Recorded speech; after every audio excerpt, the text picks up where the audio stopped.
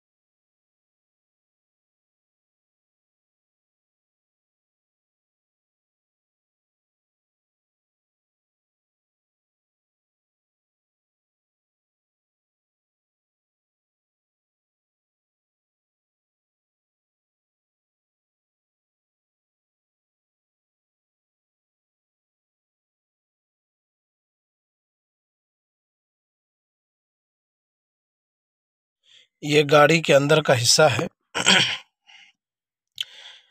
आप देख सकते हैं, ये सामने डैशबोर्ड है। यहाँ पर किलोमीटर वगैरह ये सब कुछ बतलाया जाता है। यहाँ पर बटन है और यहाँ पर ये गियर है, सीट, और ये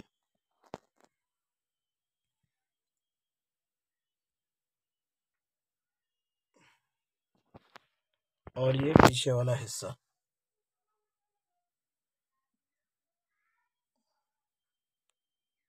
ये पीछे की सीटें हैं, सामने की ये पहली सीट।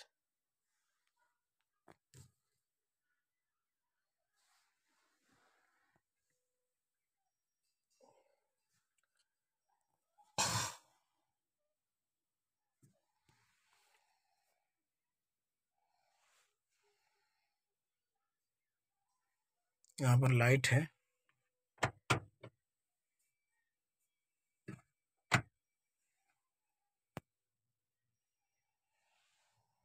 ये बटन सब एसी